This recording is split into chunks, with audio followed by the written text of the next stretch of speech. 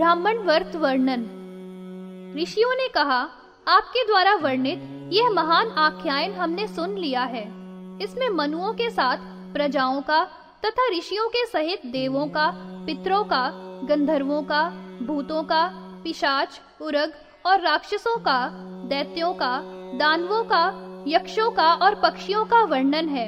इन सबके अत्यंत अद्भुत कर्म है तथा धर्म आदि का भी निश्चय है और बहुत ही विचित्र कथा के योग हैं और अति उत्तम तथा श्रेष्ठ जन्म है।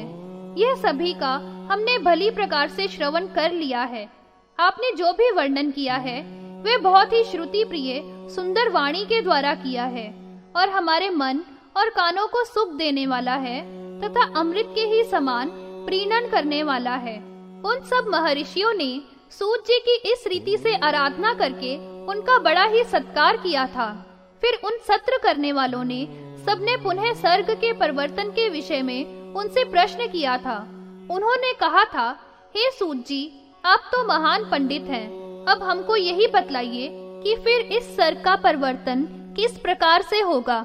जब ये सभी बंधन प्रलीन हो जाते हैं और प्रकृति के तीनों गुणों में साम्यावस्था होती है और यह सर्वत्र अंधकार से परिपूर्ण होता है, समस्त विकार अभिसृष्ट होते हैं तथा अव्यक्त आत्मा में स्थित होता है, उस समय में योज्यगों के द्वारा सहसा ब्रह्मा जी के अप्रवृत्त होने पर यह सर्ग कैसे होता है?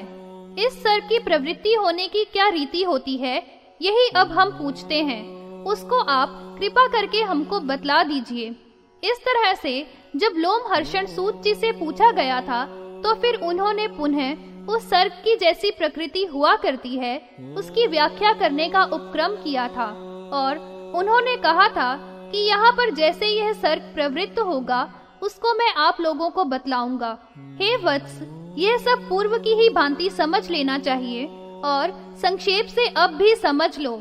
जो भी दृष्ट है उसी से अनुमान कर लेना चाहिए। मैं युक्ति से तर्क बतलाऊंगा। वह ऐसा विषय है जहाँ पर वाणी की पहुँच नहीं है और मन भी वहाँ तक नहीं पहुँचता है। वह अव्यक्त के ही समान परोक्ष है, अतएव बहुत ही गहन और दुरासद है। विकारों के साथ प्रति संश्लिष्ट होता हुआ गुण समता से रहता है। प्रधान पुरुषों के साधर्म्य से ही स्थित रहा करता है। प्राणियों के सदा धर्म और अधर्म अव्यक्त में प्रलीन हो जाते हैं। उस समय में सत्व मात्रात्मक अर्थात केवल सत्व स्वरूप वाला धर्म सत्व गुण में प्रतिष्ठित होता है। तमो मात्रात्मक धर्म तमो गुण में प्रतिष्ठित होता है। ये दोनों ही बिना ही विभाग के गुणों की समता में स्थित रहते हैं। यह सभी कार्य बुद्धि पूर्वक प्रधान का ही होगा। यह क्षेत्रज्ञ अबुद्धि पूर्वक उन गुणों में अधिष्ठित होगा। इस प्रकार से उस समय में फिर अभिमान के साथ उनको प्राप्त होगा। जिस समय में क्षेत्र और क्षेत्रज्ञ इन दोनों का प्रवृत्त होना चाहिए, वे दोनों ही को भोज्य और भोक्तृत्व के संबंध प्राप्त होंगे। इससे गुणात्मक अक्षर अव्यक्त समता में स्थित होता है। वहाँ पर वे क्षेत्रत्र में अधिष्ठित विषमता को प्राप्त होता है। फिर दोनों क्षेत्र और क्षेत्रज्ञ को व्यक्त प्राप्त होगा। क्षेत्रज्ञ में अधिष्ठित सत्व विकार को उत्पन्न कर देगा। वह विकार महत तत्व से लेकर विशेष के अंत तक 24 गुणों के स्वरूप वाला है। क्षेत्रज्ञ का प्रधान का और पुरुष का प्रवृत्त होंगे। जो आदि देव हैं, वे प्रधान के ही ऊपर अनुग्रह करने वाले कहे जाते हैं। वे दोनों अनादि और श्रेष्ठ उत्पाद तथा सूक्ष्म कहे गए हैं। उस समय में अबुद्धि पूर्वक युक्त है और अशक्त पर है।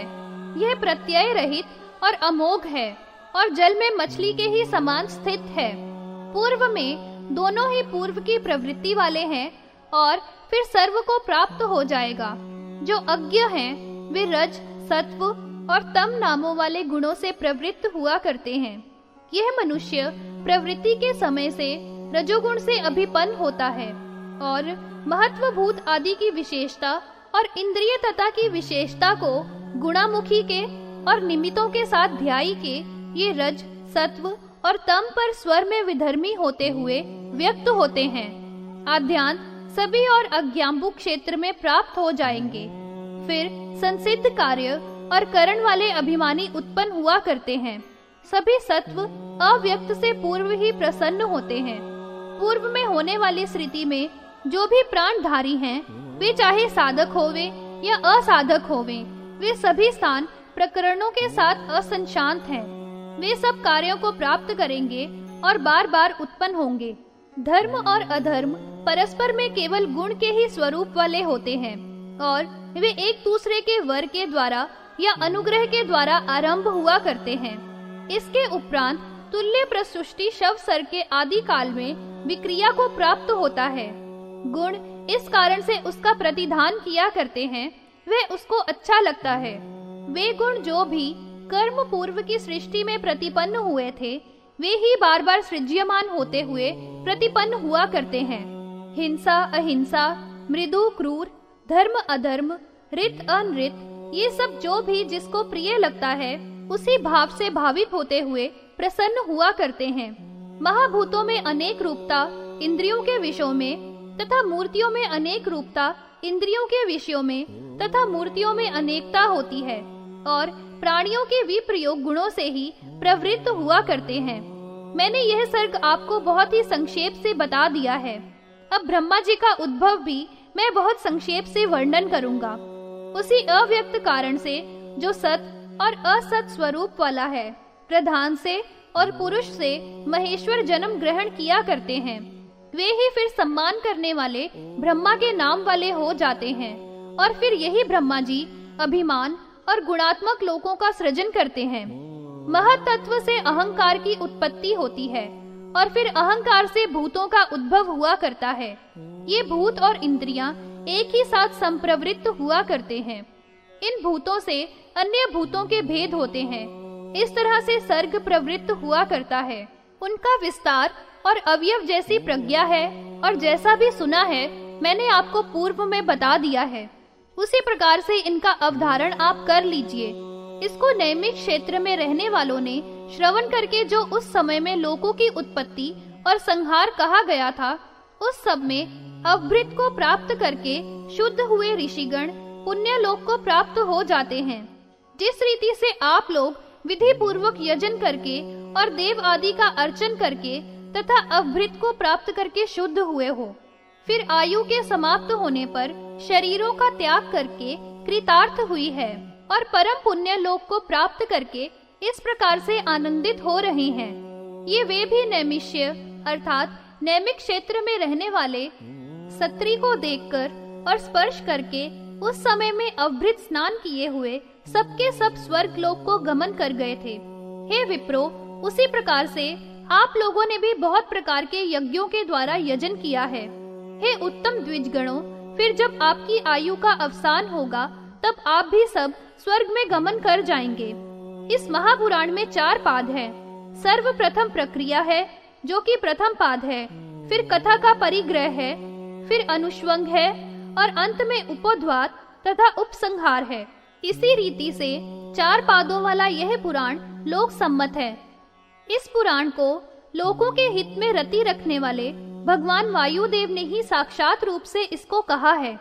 हे श्रेष्ठतम मुने, नैमिक क्षेत्र में एक सत्र को प्राप्त करके मुनिगण एकत्रित हुए थे।